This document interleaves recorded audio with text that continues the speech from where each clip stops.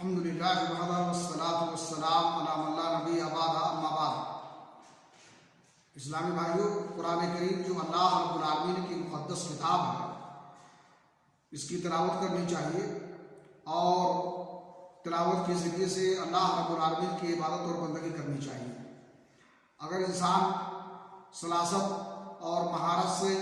روانی سے قرآن کریم کی تلاوت نہ کر سکتا ہو، پڑھنے میں اس کو مشقت ہوتی ہو، وہ اٹکتا ہو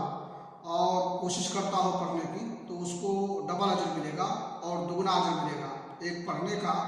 اور دوسرا اجر مشقت برداشت کرنے کا۔ صحیح بخاری شریف کی روایت ہے، اللہ کے نبی جناب محمد رسول اللہ صلی اللہ علیہ وسلم نے فرمایا، الماہر بالقرآن ما سفرت الکرام بررا والذی یقرأ القرآن ویتتعتع فیہ وہو شاق علیہ لہ اجران۔ وہ شخص جو قرآن کریم کو فراٹے سے روانی کے ساتھ پڑھتا ہو، وہ اللہ قیامت کے دن وہ فرشتوں کے ساتھ ہوگا جو نیک اور صالح ہوں گے،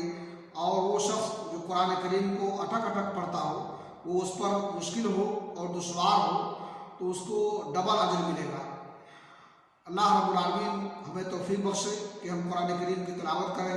اور یہ نہ سوچیں کہ ہم پڑھنے میں روانی سے نہیں پڑھ پاتے ہیں،